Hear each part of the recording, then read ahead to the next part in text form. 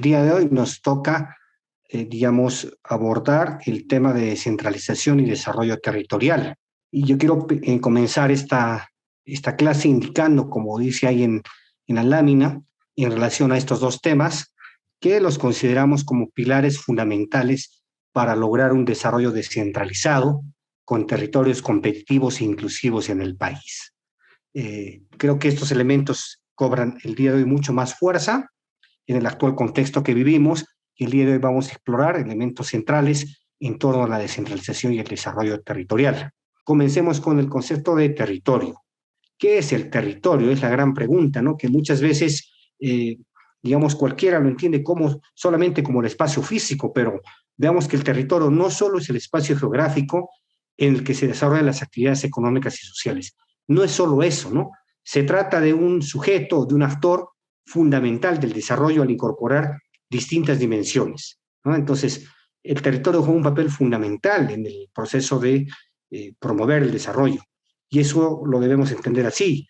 Debemos entender que el territorio es el conjunto de actores y agentes que habitan dentro de un espacio geográfico, pero no solo eso, sino que se compone de su organización social y política, su cultura, sus instituciones, ¿no? Además del medio físico, medio ambiente del mismo, ¿no? Entonces, hay un rol fundamental del territorio, por eso cuando pensemos en desarrollo territorial, de antemano voy dando una idea a fuerza, vamos a tener que ir olvidándonos del concepto, no olvidándonos, pero entendiendo más allá que el desarrollo territorial pasa por un enfoque territorial y no por un enfoque solamente sectorial, que es la forma tradicional en la cual el Estado peruano ha organizado, digamos, el país y los sectores. De hecho, los ministerios del Estado peruano están organizados a nivel de sectores. Ustedes tienen bastante conocimiento de eso, ¿no es cierto? El sector educación, el sector salud, el sector comercio exterior y turismo, el sector agricultura, el sector producción, en fin. Pero cuando entramos a este enfoque de desarrollo territorial, vamos a tener que pensar en la multidimensionalidad de estos sectores. Esa es una idea que también ya voy marcando ahora al inicio que estamos comenzando con la presentación, ¿no? Entendamos también que el territorio es un espacio de construcción social, identidad y cultura local. Es decir, no es estático, va cambiando, se va adaptando, ¿no? Y este proceso resulta del conjunto de percepciones colectivas que tienen sus habitantes, ¿no? Es decir, es un espacio de lugares en el cual encontramos los diferentes componentes del desarrollo, la dimensión sociocultural, natural, económica, etcétera, pero a su vez el territorio es un espacio de flujos, porque es un sistema abierto y dinámico que se vincula con territorios vecinos a nivel de actividades económicas, a nivel de tecnología, servicios, industrias, etcétera, etcétera, etcétera. Entonces, el territorio es un espacio de lugares y a su vez es un espacio de flujos. Así debemos entender este concepto de territorio, ¿no? Con eso podríamos decir ya que el desarrollo territorial, cuando empezamos a conceptualizar y a hablar sobre el desarrollo territorial, ya diríamos que suele entenderse este como el proceso participativo. Y ese es otro elemento fundamental del desarrollo territorial, el proceso participativo, no vertical, sino horizontal, llevado a cabo por un conjunto de actores territoriales, públicos, privados, académicos, sociedad civil organizada. Entendamos pues que el desarrollo territorial pasa por un trabajo articulado de los diferentes sectores, ¿no es cierto? Y ese trabajo articulado debe permitirnos o debe estar orientado a lograr un acuerdo de colaboración para la mejora de los ingresos, las condiciones y calidad de vida de la población. Entonces, no es que se junten porque sí, se juntan con un objetivo, y ese objetivo es mejorar las condiciones de vida de la población. Por eso es que hablamos de una mirada de desarrollo territorial participativo, ¿no? Esa es un poco la idea fuerza acá también, ¿no? Este proceso debe posibilitar el diseño y la puesta en marcha de una estrategia de desarrollo territorial común que se sustente en la multidimensionalidad del desarrollo territorial. Es decir, que ese trabajo articulado de los diferentes actores públicos, privados, académicos y sociedad civil debe permitir poner en marcha una estrategia de desarrollo territorial común, ¿no? Que se sustente en la multidimensionalidad del territorio, ¿no? Del enfoque territorial, que aborde todos los sectores. Eso es un poco la idea que se presenta en esta parte. También es importante señalar que no se trata de la aplicación de políticas nacionales en los ámbitos regionales, provinciales y distritales. No se trata de que esas políticas vengan dadas desde el nivel nacional. Se trata de que estas políticas surjan desde el nivel subnacional, regional, provincial, distrital. Sin embargo, estas políticas nacionales pueden ayudar a alcanzar más fácilmente los objetivos del desarrollo territorial. Pero quien debe orientar su proceso de desarrollo debe ser los gobiernos subnacionales a partir de esa mirada de sus territorios. Y acá, un poquito en esta lámina, vamos a observar a qué nos referimos cuando hablamos de la multidimensionalidad del desarrollo territorial. Y ahí encontramos pues varias alternativas, ¿no? Veamos 4 dimensiones. Por un lado tenemos el desarrollo social y humano, que tiene que ver con el acceso y mejora de la educación, la formación, la nutrición, la salud, la vivienda, mejora de esos servicios de la economía de los servicios públicos, ¿no? Mejora de la distribución del ingreso para la inclusión social y el fortalecimiento del mercado interno, atención al mercado de trabajo local, fortalecimiento del papel de la mujer en la sociedad, atención a grupos vulnerables, desarrollo de formas de economía social y solidaria, atención a la economía informal, ¿no? Un poco desde la mirada social y humana, ¿no?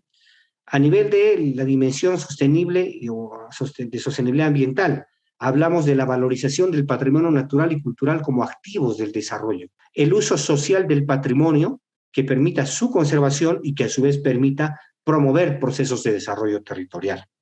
El fomento de las energías renovables, que hoy más que nunca toma mucha fuerza cuando nos enfrentamos a situaciones donde el planeta va sufriendo un estrepitoso cambio climático y que en los próximos años, si no se toman medidas claras y precisas, puede llevar al colapso de la humanidad, ¿no? Entonces, ahí tenemos otro elemento fundamental en esa mirada, el uso eficiente de los recursos, agua, energía, materiales, el fomento de la producción ecológica y de la producción ecoeficiente, el fomento de la producción y consumo de proximidad, es decir, producción y consumo de lo que está más cerca, ¿no es cierto? Mientras los productos, los bienes y servicios se trasladan más, generan una mayor huella ambiental y eso genera una mayor contaminación ambiental. Entonces, ya en Europa, por ejemplo, se está trabajando mucho el tema de la producción y consumo de proximidad, ¿no? Y de otras formas de consumo sostenible o responsable, ¿no? A nivel de la dimensión del desarrollo institucional, encontramos, por ejemplo, la movilización y participación ciudadana, el fortalecimiento de los gobiernos locales, la coordinación entre las instituciones públicas, la cooperación entre actores, la creación de redes y capital social territorial, el fomento de la cultura creativa, innovadora y solidaria.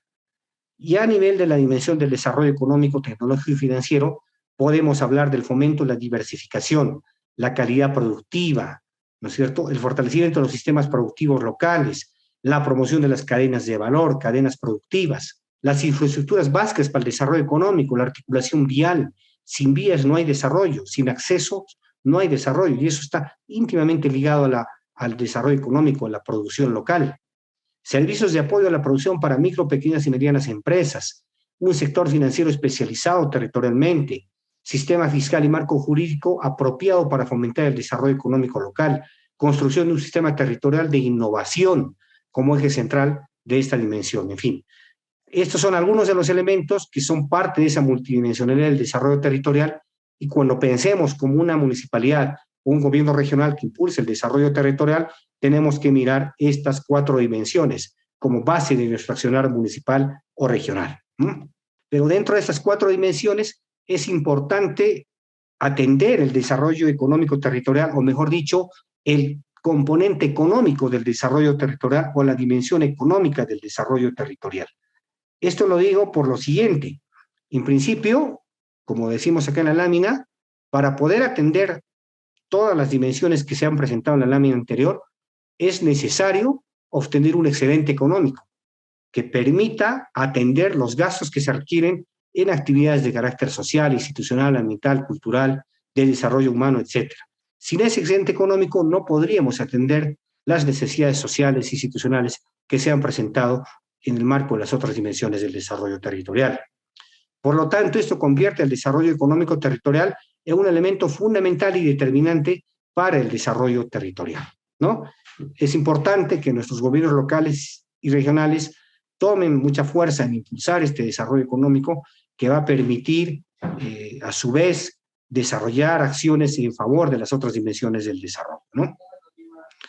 A su vez, queremos señalar aquí algunos elementos entender que el desarrollo económico, que el desarrollo territorial pasa por un enfoque construido desde abajo, ¿no es cierto? En el sentido en que el desarrollo territorial requiere que las estrategias sean elaboradas a partir de la movilización y participación activa de los actores territoriales. O sea, pasar a la mirada del desarrollo territorial nos obliga a la construcción con los actores locales de esas estrategias, ¿no? Se subraya, por lo tanto, el enfoque desde abajo, no elaborado desde arriba, ¿no? Desde los espacios de gobierno local y gobierno regional es que se deben impulsar estos procesos de desarrollo territorial. Sin embargo, para que las iniciativas de desarrollo territorial puedan alcanzar más fácilmente sus objetivos, siempre será deseable una colaboración coherente desde arriba de parte de las instancias centrales de la administración pública, ¿no? Es decir, políticas y acciones que permitan que lo que se va decidiendo a nivel territorial tenga un soporte, tenga una correlación con las políticas de carácter nacional. Entonces necesitamos esa conversación de los niveles locales, regionales, con el nivel nacional y que las políticas nacionales se adapten a las necesidades de los diferentes territorios. Y ahí voy dando un segundo elemento, una conclusión importante. No podemos tener políticas nacionales que no reconozcan la diversidad territorial y las características de cada uno de los territorios para promover sus procesos propios de desarrollo. Y eso es algo que también nuestro país adolece y cada vez más se va profundizando ese diseño de políticas centralistas, homogéneas, como si todo nuestro país fuera único y tuviéramos todas las mismas características. También es bueno señalar como punto de partida en la cual se sustenta el desarrollo territorial lo siguiente, ¿no? En general, cualquier estrategia de desarrollo territorial radica en el esfuerzo para lograr la movilización y la participación de los actores locales a fin de, digamos, buscar esos acuerdos que permitan lograr el desarrollo territorial. Esto requiere, entre otras cosas, actividades de fortalecimiento de los gobiernos territoriales, regionales y locales, la cooperación entre los diferentes actores territoriales, público, privado, comunitario, académico, requiere un nivel de coordinación eficiente de las diferentes administraciones públicas, es decir, vinculación, trabajo coordinado, complementario, articulación y complementariedad entre los niveles de gobierno. Pero asimismo, al interior de cada entidad municipal o regional se requiere pues un nivel de articulación de de las diferentes gerencias, sugerencias, áreas, oficinas, ¿no es cierto?, para un trabajo articulado y en conjunto. El fomento de una cultura proactiva e innovadora local, con el fin de sentar las bases para los procesos de cambio económico, social, cultural y ambiental que se requieren en las estrategias de desarrollo territorial. Es decir, que en los últimos años, para lograr esos elementos de estas dimensiones del desarrollo que hemos comentado, requerimos profundizar en los procesos de innovación. La innovación desde la gestión pública, la innovación privada, la innovación desde el sector académico, desde donde venga. Es importante por eso fortalecer a nuestros gestores públicos en el diseño de propuestas de innovación distintas, hacer las cosas diferentes para lograr resultados diferentes. Creo que ahí también tengo conocimiento que la Escuela Nacional de Administración Pública tiene un programa muy importante sobre innovación pública. Seguramente este año también ya lo va a lanzar.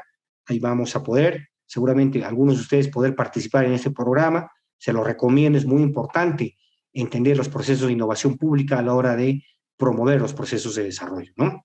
Quisiera luego empezar a mirar cuál es esa ruta, una ruta más general, ¿no es cierto? Por supuesto que esto se debe adaptar a los diferentes procesos propios de cada gobierno local, de cada gobierno regional, pero aquí lo que se intenta es presentar una estrategia de desarrollo o la ruta para conseguir el desarrollo territorial a partir del diseño de una estrategia propia, ¿no?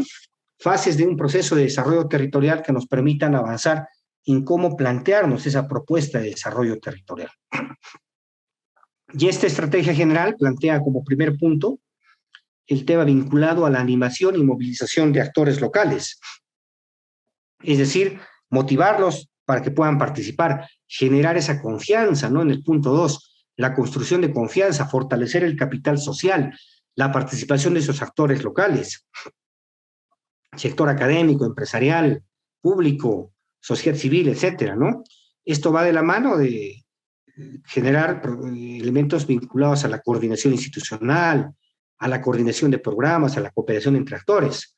Pero luego de tener esas bases de confianza, pasamos pues a lo que se hace de manera general, ¿no es cierto?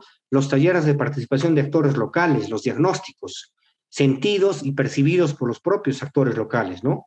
¿Cuáles son los problemas y propuestas? ¿Cuál es el perfil productivo que se tiene del territorio? ¿Cuál es el mapeo de esas instituciones, de esos actores, ¿no? Esto se debe traducir en mesas de trabajo para poder identificar, digamos, sectores ya más específicos y generar propuestas para el desarrollo territorial. A su vez, estas mesas de trabajo posteriormente irán evolucionando a los talleres de participación con actores locales, donde vayamos a construir una visión compartida territorial, ¿no? De hecho, cuando se formula un plan de desarrollo concertado, el PDC o el regional o provincial o distrital, más o menos se sigue esta secuencia, ¿no es cierto? Hay toda una guía que nos dan desde el Centro de Planeamiento Estratégico, pero de manera general cualquier proceso de planificación participativa sigue esta secuencia, ¿no? Un poco revisar cómo construimos esa visión, el punto quinto, ¿no? Esa visión compartida a nivel de todos los actores, ¿no? En algunos casos, casos de otros países de América Latina y Europa, han ido a crear un foro permanente de desarrollo territorial que permanentemente vaya discutiendo la estrategia de desarrollo territorial y del empleo, ¿no? Cómo se va a generar esa estrategia, ¿no es cierto? No quedó solo en la formulación del plan, sino más bien en un foro más permanente para buscar acuerdos, ¿no? En algunos casos les han llamado pactos por el desarrollo local. Esto también en otros casos ha servido para la creación de agencias de desarrollo territorial. De hecho, en el Perú tenemos en los últimos años como un elemento muy importante la creación de agencias regionales de desarrollo, las ARDs, que es una propuesta que se ha venido impulsando desde la presidencia del Consejo de Ministros, me parece que desde la Secretaría de Descentralización, en colaboración con la cooperación alemana, la cooperación española, la Unión Europea, se está implementando un proyecto para promover la formación, la creación de agencias regionales de desarrollo que permitan justamente, a partir de la dimensión económica del desarrollo territorial, poner en marcha toda una estrategia de desarrollo y de innovación que permita, digamos, a su vez, generar desarrollo económico con la participación de los actores públicos y privados, con un fuerte componente de identificar las cadenas productivas más relevantes del territorio, con elementos de innovación, con modelos de gobernanza que permitan que estas cadenas desarrollen, con la articulación comercial, con todo lo que ya conocemos en torno a la propuesta del desarrollo económico, ¿no? Entonces, las agencias de desarrollo a nivel nacional se están impulsando desde esta instancia. Algunas regiones por cuenta propia han ido impulsando también procesos vinculados al modelo de agencias de desarrollo. Caso Cusco, hemos impulsado este modelo y en el camino de la implementación nos hemos encontrado con esta iniciativa de la PCM y hemos intentado articular y hacer un trabajo en conjunto que nos permita avanzar rápidamente con el modelo de agencias regionales de desarrollo. Entonces, en Perú tenemos eso, y ese modelo que en esta etapa está a nivel regional, creo particularmente que debe avanzar a nivel provincial, cuanto menos, para poder darle un soporte mayor a los procesos de desarrollo económico que se viven desde los espacios subnacionales, ¿no? En fin, luego de este modelo de agencia, que es, digamos, digamos, la institucionalidad que debe llevar adelante los procesos de desarrollo económico territorial, se habla también en estas fases de planificación del desarrollo local de generar estos modelos de gobernanza, ¿no? Que permitan ese funcionamiento articulado entre el sector público, el sector privado, la academia, los sectores, digamos, vinculados a la sociedad civil, etcétera. Entonces, más o menos este es el proceso que se sigue y la idea fuerza acá es que más allá de cualquier instrumento que utilicemos, que vayamos a implementar, sea el plan de desarrollo concertado en primera instancia, el plan de desarrollo económico, cualquier otro plan, lo fundamental es que más allá del plan pensemos en ese modelo institucional que va a llevar adelante esta estrategia de desarrollo económico o desarrollo territorial. No solamente es función y competencia del gobierno local o gobierno regional, necesita la participación de otros actores territoriales y ese es el gran reto que tenemos como país. Más allá de las autoridades y gobiernos locales o regionales, ¿cómo hacemos para que otras entidades públicas y privadas se sumen a la puesta en marcha de esta estrategia de desarrollo territorial? Como vemos acá, solamente para recordarles un poquito la estructura del Estado, ¿no es cierto? Tenemos la presidencia de la República, tenemos el Poder Ejecutivo, el Poder Legislativo y el Poder Judicial, ¿no es cierto? Por otro lado está el Ministerio Público también. Dentro del Poder Judicial tenemos pues la PCM, los ministerios, las instituciones, empresas públicas. Más abajo tenemos los gobiernos regionales y los gobiernos locales. Entonces, más o menos nuestro país tiene esa distribución a nivel de estructura del Estado, ¿no? ¿Eso para qué? Solamente para poder introducir el concepto de descentralización. Una primera definición del tema de descentralización tiene que ver con lo que estamos planteando aquí en pantalla, ¿no?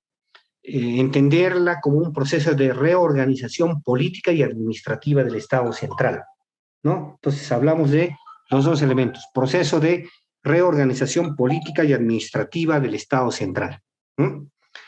Que incluye la transferencia de competencias, funciones y recursos hacia organizaciones territoriales autónomas, implicando todo ello una transformación de las relaciones de poder, acompañada de mecanismos de participación ciudadana.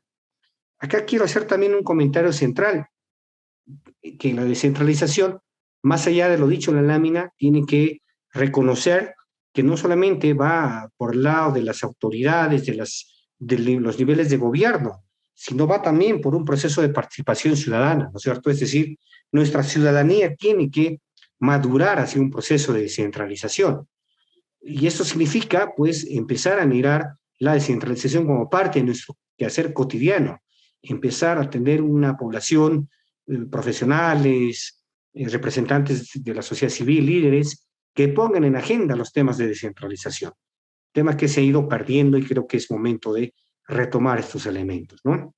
También podemos comentar rápidamente algunos tipos de descentralización que son parte de lo que más bien de la realidad de América Latina, no intenta irse al caso específico peruano, pero de manera general conocer cómo la descentralización se ha ido dando en América Latina y qué tipologías se han ido generando. De hecho, hay estas propuestas que se generan a partir de un grupo de pensadores sobre los temas de desarrollo territorial y descentralización, que creo es importante el poder relevar dentro de la propuesta que estamos planteando, ¿no? Entonces, cuando hablamos de descentralización, hablamos de, por ejemplo, 4 tipos de descentralización, ¿no? Una primera descentralización más bien funcional, que tiene que ver justamente con aquellos elementos que están orientados a la creación de entes con personalidad jurídica, normas y presupuestos propios para desempeñar una determinada función o actividad sectorial, ¿no? Hay casos de esos. Muchas veces tenemos, por ejemplo, en el Ministerio de Agricultura y en los demás ministerios, oficinas que tienen que ver con, digamos, le llaman los órganos, organismos públicos adscritos, ¿no? Del Poder Ejecutivo. En nuestras regiones tenemos oficinas, por ejemplo, de agrorural, agroideas, tenemos oficinas de proyectos especiales del Ministerio de Agricultura, del INIA, ¿no es cierto? De la Autoridad Autónoma, de la Autoridad Nacional del Agua, ¿no es cierto? En fin, entonces son, digamos, oficinas que se crean para poder determinar algunas funciones y cumplir algunas funciones de carácter sectorial, ¿no? Pero, digamos, implican siempre una relación con el nivel nacional. Estas oficinas, como ustedes conocen, o estos organismos dependen del ministerio en este caso, ¿no? Entonces ahí estamos hablando de un modelo más bien funcional, ¿no? Está el tipo de centralización territorial, que implica la creación de un ente de alcance multisectorial con competencias en un territorio determinado, cosa que no ha avanzado quizás mucho en nuestro modelo peruano. A nivel de América Latina se ha generado en ese marco, por ejemplo, las agencias regionales de desarrollo, que son instancias y de carácter territorial, que se crean, digamos, y tienen un alcance multisectorial con competencia en un territorio específico. Ustedes van, por ejemplo, a España, y caso de la ciudad de Zaragoza, van a encontrar que existe una autoridad que se llama la Autoridad Autónoma del Ebro, del río Ebro, ¿no? Que hace todo el trabajo respectivo a la cuenca del Ebro y que se encarga en ese territorio de que, digamos, desarrolla las políticas de conservación del agua, de desarrollo sostenible, etcétera, ¿no? Esos ejemplos tenemos. Quizás las mancomunidades han querido avanzar a ese modelo de descentralización territorial, pero probablemente aún con sus limitaciones en lo que se ha podido avanzar. No hemos avanzado a mancomunidades que efectivamente tengan un nivel de competencia más preciso y los recursos que hagan posible que estas funcionen, ¿no?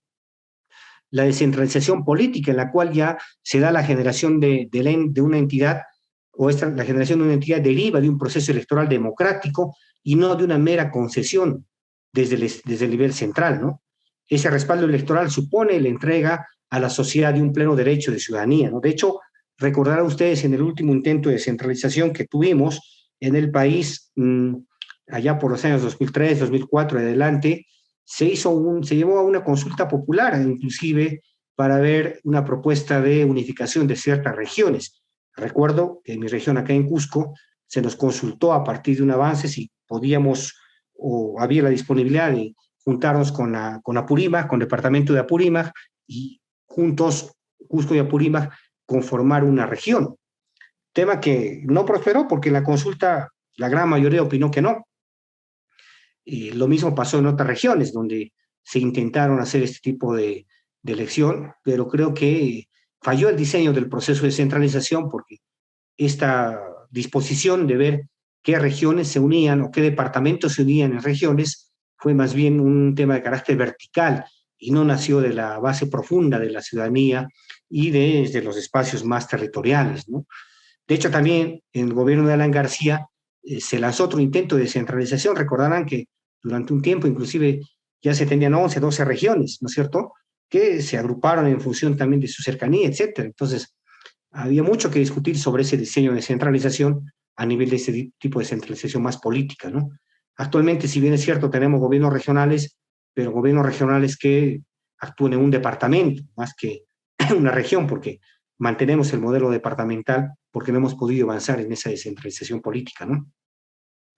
Y tenemos, por otro lado, la descentralización fiscal, cuando el gobierno territorial tiene autonomía en la recaudación tributaria y en materia de ingresos y gastos, ¿no?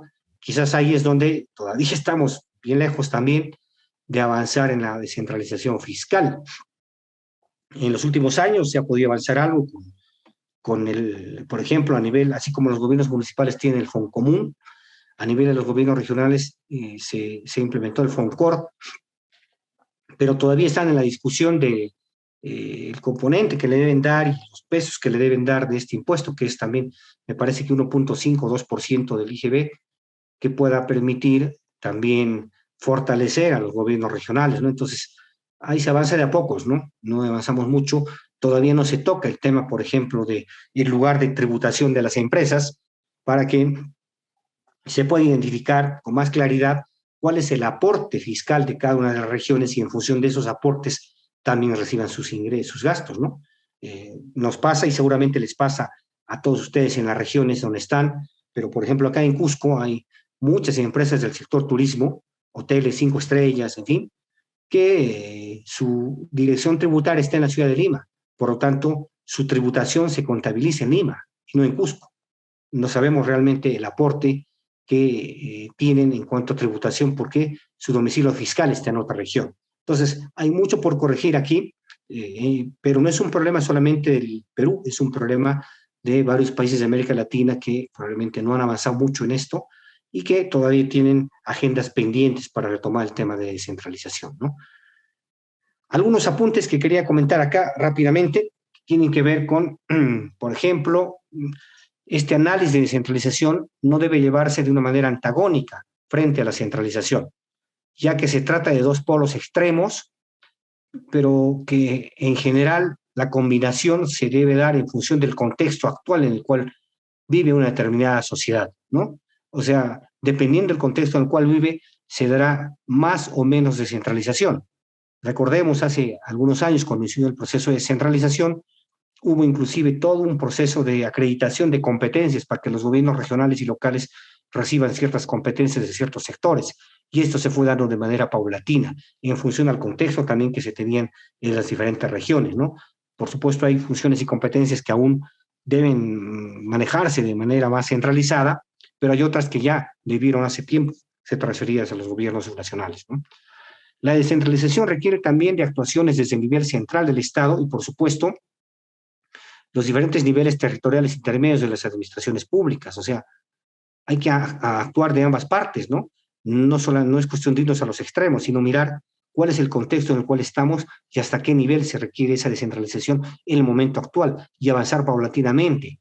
Hay una buena práctica que se hizo en el país, que es avanzar sobre los planes de descentralización de cada sector, pero esos planes probablemente en los últimos años no han avanzado muy rápidamente, tema que hace muchos años sí se dio y que últimamente se ha quedado un poco ahí en el tintero, ¿no? La combinación adecuada de centralización y descentralización depende del tipo de contrato social. Eso es importante señalar. El contrato social entre el Estado y la sociedad civil. En la medida que haya un contrato social más sólido en una sociedad, podemos hablar de mayor descentralización. En la medida que este contrato social también esté más articulado a nivel de un país, podemos hablar de dejar ciertas funciones centralizadas para el nivel central y trasladarlas a los niveles regionales y locales, ¿no? En Perú y América Latina hay una debilidad en el tema del contrato social, ¿no? Y solo para recordarles, hay como pie de página, ¿qué es el contrato social? Es un acuerdo mediante el cual las personas dentro de un determinado territorio acuerdan libremente adscribirse a una serie de responsabilidades y derechos. Es decir, para vivir en sociedad, los seres humanos se ponen de acuerdo sobre aquellos derechos que debemos hacer respetar y aquellos deberes que tenemos, ¿no? Es un elemento fundamental para explicar la realidad de las sociedades, ¿no? Seguramente ustedes habrán escuchado por ahí decir un dicho popular que dice, ¿no? Tenemos los gobernantes que nos merecemos. Probablemente eso nos lleva a referirnos a cómo se encuentra nuestra sociedad, cómo está el contrato social en nuestra población, cuánto ha madurado la cultura ciudadana, la cultura cívica, cuántos de nosotros estamos cumpliendo las normas, cuántos no nos pasamos una luz roja, cuántos respetamos el carril para los peatones, cuántos respetamos y pagamos nuestros impuestos y cuántos esperamos que se den amnistías tributarias para recién pagarlas. ¿Se dan cuenta? Entonces hay todo un tema que nos lleva ya a otra reflexión que tiene que ver con ese acuerdo entre la sociedad, con ese acuerdo entre un Estado y la sociedad que hace que se puedan cumplir las cosas, ¿no? Un gobernante alguna vez decía que para él gobernar es hacer que se cumpla el contrato social. Y creo que eso es fundamental entenderlo de esa manera, ¿no? Finalmente, para terminar esta parte, algunos apuntes sobre descentralización, también entender el principio de subsidiariedad, según el cual los niveles de la administración más próximos a la ciudadanía deben intervenir, ¿no es cierto? El que esté más cerca al ciudadano. Recordemos que la descentralización apunta a llevar un mejor servicio público al ciudadano, revalorar ese valor público que el ciudadano debe percibir de los servicios que presta el Estado. Y aquí hablamos de subsidiariedad como sinónimo de esas ventajas de la cercanía que se tiene desde un gobierno local para prestar los servicios públicos. Entonces, tomemos en cuenta ese elemento, subsidiariedad, como base también de la descentralización. Descentralizar significa reinventar el gobierno, introduciendo transformaciones muy profundas en la forma de concebir la organización interna de las instituciones. No se debe reducir el debate de la descentralización al de la reforma del Estado o de la administración pública. Y acá lo pongo en negrita. No se trata únicamente de una reforma administrativa del aparato técnico y burocrático del gobierno, ya que la descentralización apunta a un cambio estructural, sustantivo, que involucra al conjunto del tejido político y social.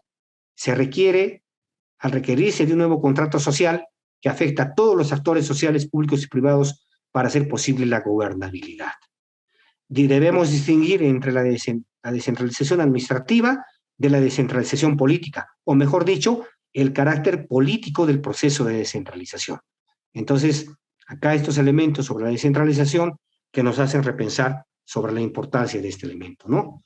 Algunas limitaciones de las políticas centralistas, diseño de medidas generalistas de baja especificidad, se piensa que el Perú es un todo y no se hacen cosas particulares para cada territorio y por eso muchas normas no funcionan, muchas políticas públicas no funcionan porque se quiere, digamos, gobernar para todos por igual y eso no es posible. La concentración de los recursos en las principales ciudades, la limitada o escasa capacidad de previsión de los problemas porque no está cerca a la realidad de esos problemas, la incapacidad para percibir la diversidad que se tiene en los problemas locales, la lejanía de las instancias de poder, la fragmentación de responsabilidades entre diversas instancias de la administración pública. Y ojo, no hablamos solo de la centralización del nivel nacional a los gobiernos regionales y locales, hablamos del propio centralismo que los gobiernos regionales muchas veces pueden generar, o los gobiernos provinciales, inclusive los distritales, cuando da más atención a una u otra comunidad o a un u otro consejo menor. Entonces, ese es un tema endémico y estructural de todos los niveles de gobierno, ¿no? En torno al desarrollo económico territorial, acá hay algunas diferencias sobre las políticas centralistas, ¿no? Una política descentralizada va a buscar la horizontalidad de las políticas, ¿no? En cambio, una política centralizada se da de manera vertical, normas para todos, con una lógica sectorial y no territorial.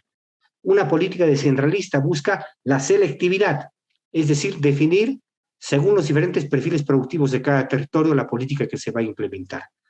Una política centralista va a buscar la generalidad, se suponen válidas para cualquier espacio geográfico. Una política descentralista busca la territorialidad, mientras que una centralizada busca la funcional, la parte sectorial. Una política descentralista apunta a la concertación de esa política, porque está más cerca de los que van a ser, digamos, los que van a ser beneficiarios de esa política pública. Entonces, esas son algunas diferencias que tenemos.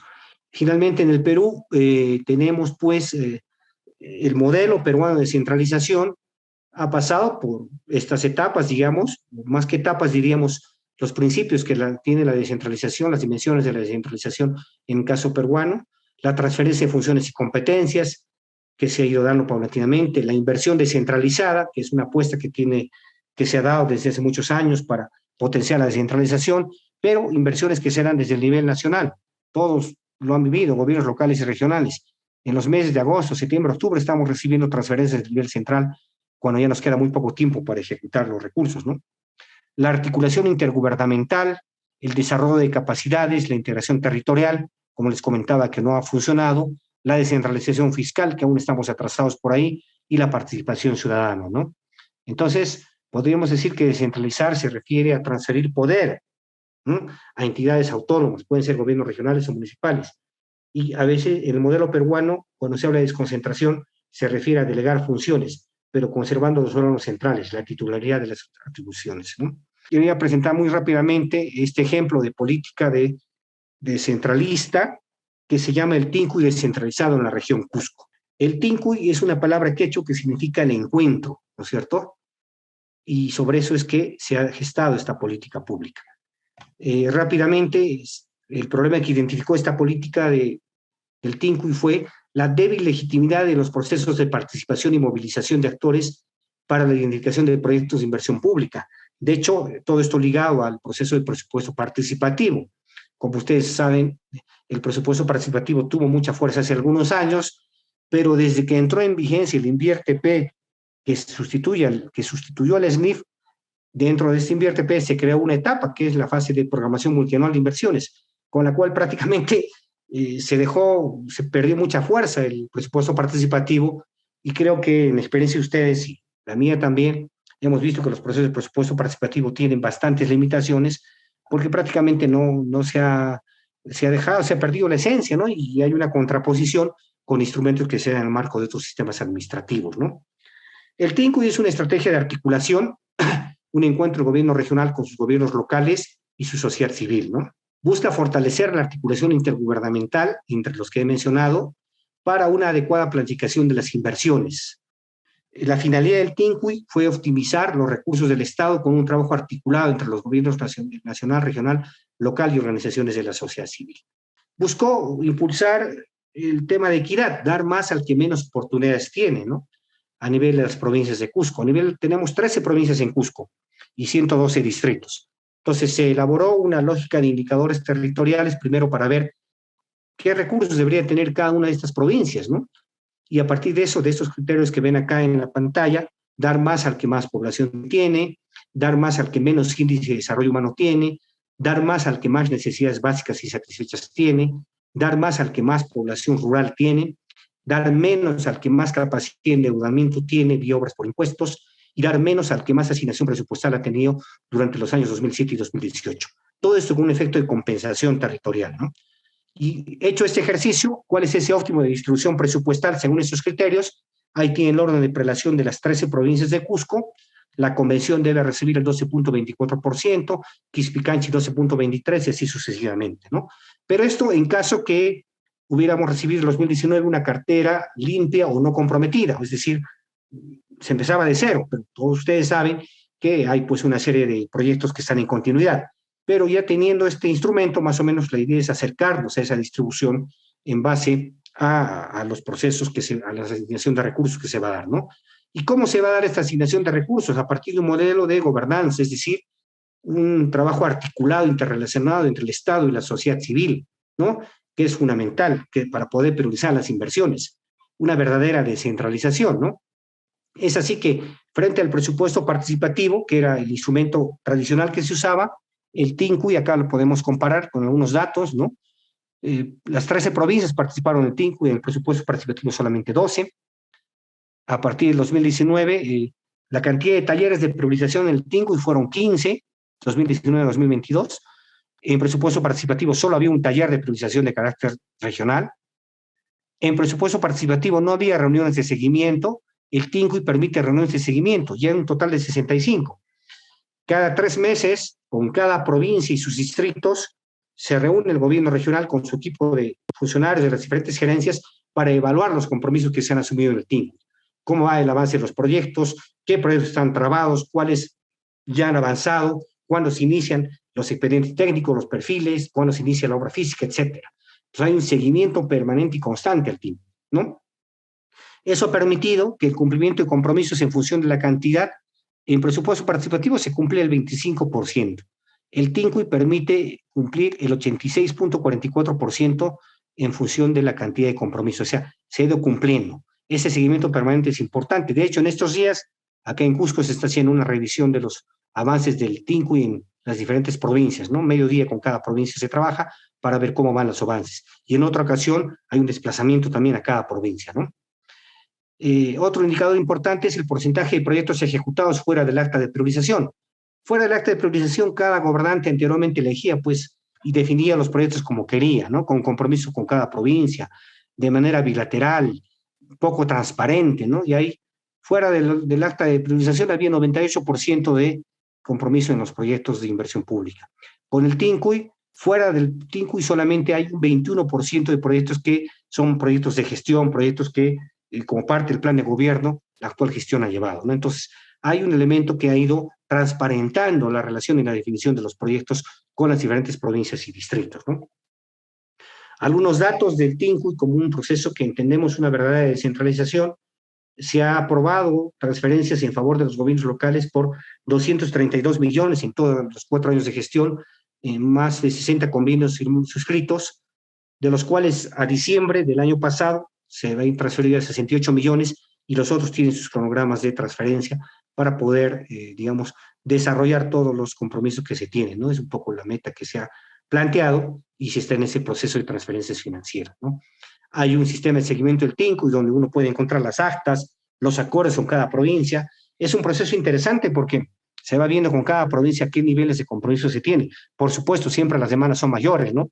Cuesta convencer a las autoridades y decirles de que no, ya no puedo financiar este proyecto y darle más bien una alternativa para gestionarlo en otra instancia del gobierno nacional, por ejemplo.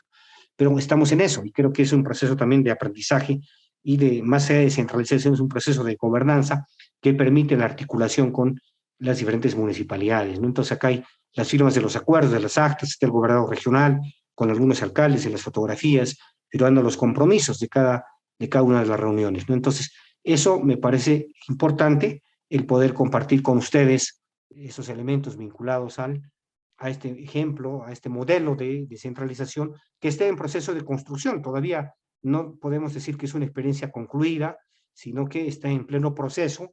De hecho, hace poco también se está formalizando a nivel de acuerdos regionales sobre el TINCUI multianual, cómo se articula esto a la norma del presupuesto participativo, en fin, pero el reto siempre es hacer cosas distintas, que mejoren esos procesos de asignación de recursos, esos procesos de gobernanza territorial y esos procesos de equidad territorial donde se pueda asignar los recursos también a partir de un modelo de descentralización que desde el mismo gobierno regional debemos seguir.